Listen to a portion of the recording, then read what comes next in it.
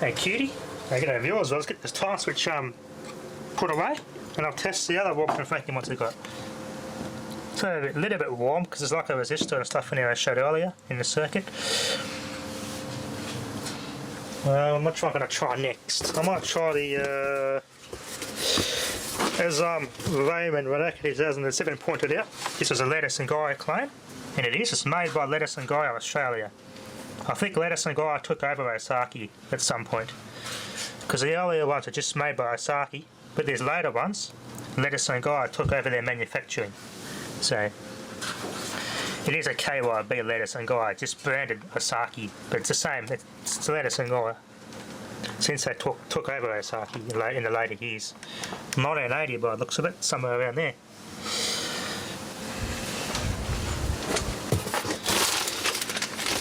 Alright, where's my other? Which one should I try next after that time switch? I tried a double pole one actually. Yeah, we did a double pole one ago. Broken terminal cover, but I've got plenty of these. Get a screwdriver ready and I'll get this anywhere wired up. Okay, viewers, this terminal cover, we've got two switches in that one obviously. The first two, then that one has skips, and the last four, 1, 2, 3, 4. These four are the switches.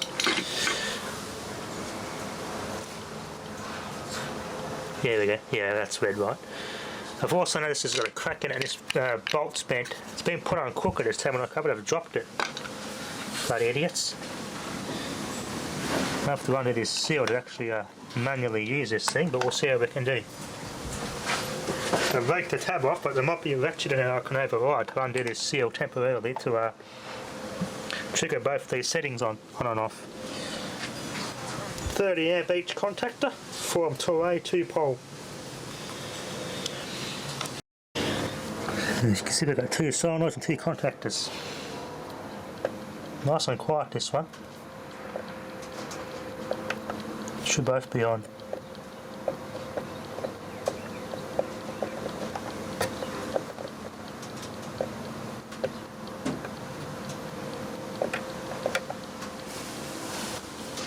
They should click on now.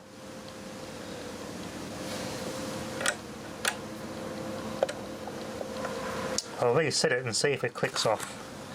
D Evans C1. So this one, and these three. 4.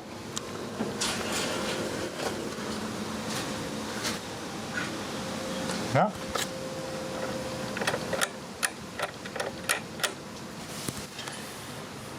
This one works a bit differently, this one.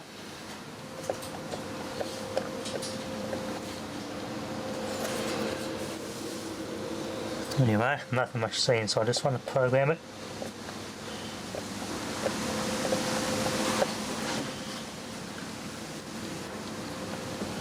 Hold the clock button down and just set the time accordingly. Pretty easy.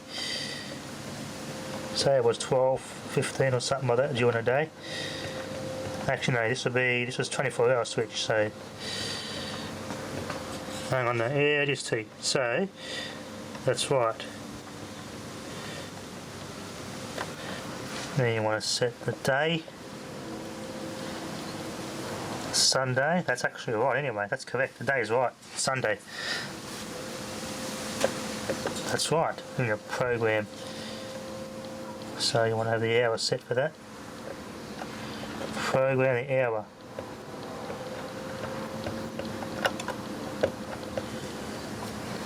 Program C1, program that one. So you want to have it come on at 1 o'clock. So 1300 hours. We'll go 1216.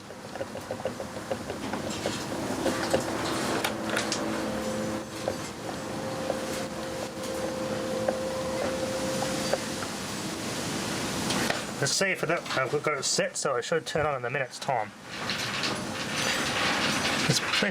Once you get a head around these, they're pretty easy to use. But of course, the old analog time switches are my all-time favourite.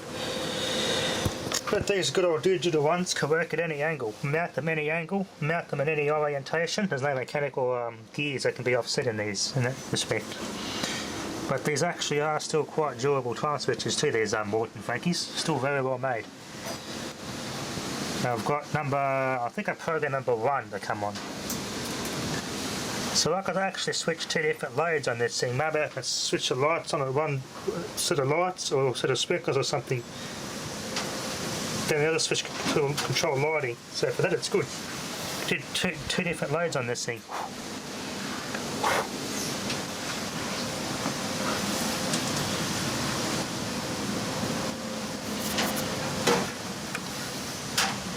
Okay, it's on. I had a little relay click in there. It didn't physically click on me.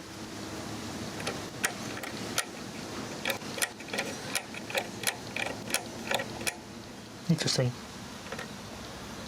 I'll plug safety first, check for charge.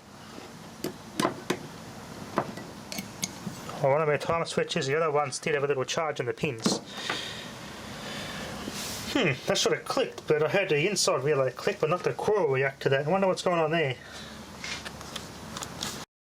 Here's what's inside this time switch. Without disconnecting the main input wires there, I've got a bit of room. Hitano 4700 microfarad, 16 volt filter capacitors. Good quality ones too by the looks of it. 16 volt 3300 microfarad.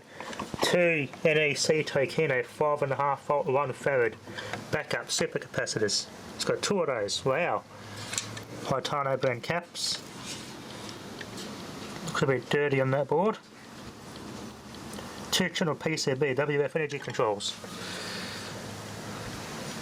Revision 6. Got Fairchild here. What are they? Texas Instruments, Fairchild and Fairchild. These are the brains behind the circuit here for the switching and the programming. That's the controller on the front in that white box there that does the actual timing, and that tells what these do. There we go, RTPS. That's what tells this board here what to do. Got a fuse in there for the logic on this board.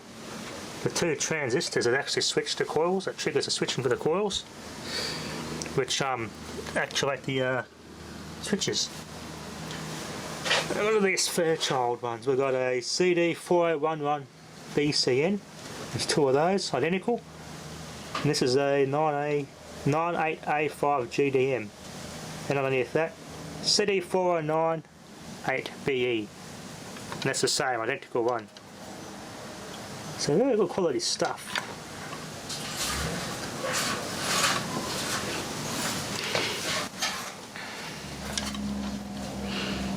There we are.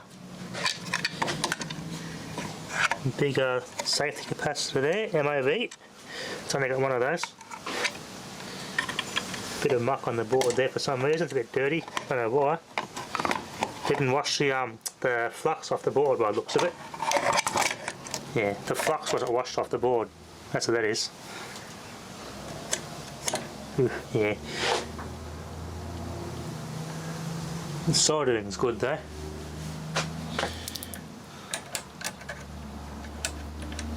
Yeah, the cores look alright.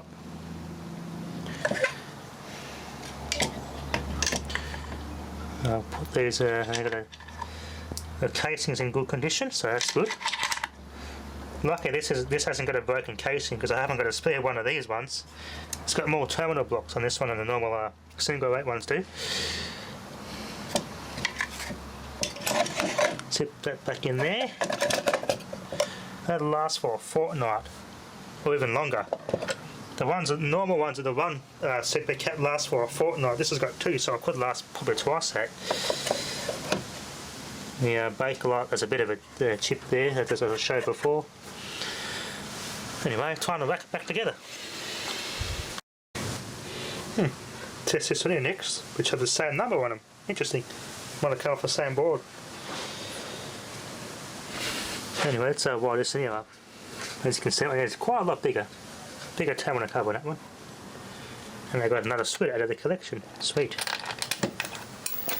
Not a vintage screw, this one's in really good condition. There you go. The original screws are used for the metering board. So we'll tighten these ones up so I don't lose them. Let's see, serviced on 1st 2009.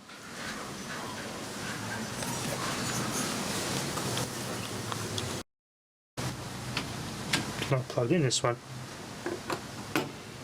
Okay, this is a white switch in it, yep. Although that's the other type, that's the 2-pole type, that one. That's a 2-pole schematic in that one, so I could put this the terminal cover on the 2-pole time switch. Motor, yeah, it's an old diagram. You've got the switch contacts in here.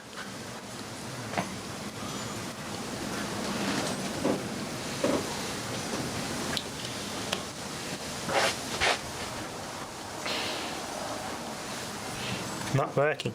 Interesting. Interesting. It doesn't work for some reason. Should boot up. Interesting. Wonder what's wrong with this one. Yep, no zap.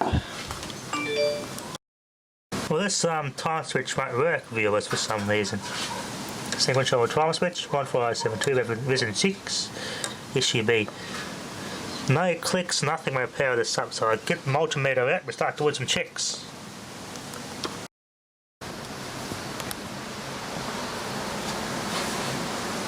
You could hear him, cat, haven't you? Made barely any noise. Oh, cute.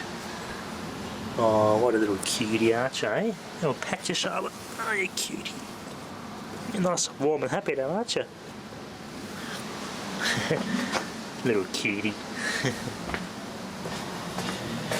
If I did get one of my other time switches, one of the other ones I got that was faulty, I'm going to use one of those other ones for parts, because I reckon one of the film mains capacitor, the film capacitor could be bad.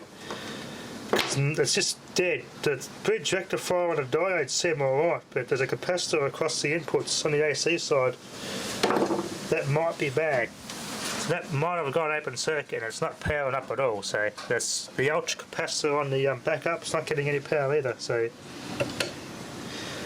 I did get one of the other one of these time switches that doesn't work properly for parts. The parts one, but it had I've got it in one of my I think it's loose. I haven't packed it away yet. It's loosely stored, so I can grab that and we use that one to rebuild this one. So possibly the mains capacitor, MKP capacitor on the board there.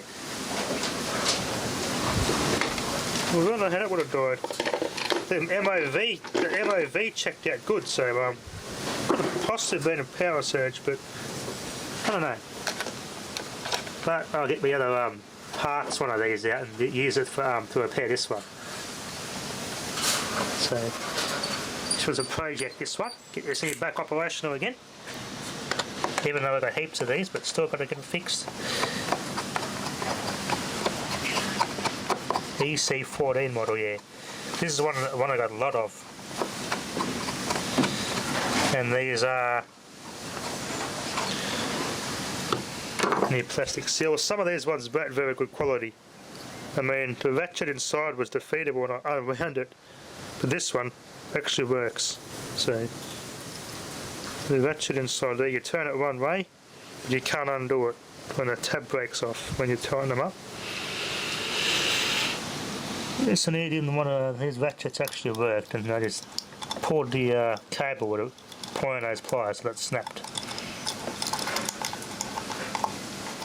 Anyway, so that one is for repair. Well, that's all I've got. The time switches, I'm checking how these relays work, but I think they need some other interface. I think these are operated some other way. I'll have to have a look into it. Just carefully put that there. Have a look at this one in detail. Maybe next video. Yeah, these will be in another video. But these need something to pulse it with. So they need to pulse 1, 2, and then a time pulse and a meter read pulse. So I've got some pulse output meters actually. These will work with. Yeah, these will be in another video. So this one's for repair. So for now, thanks for watching.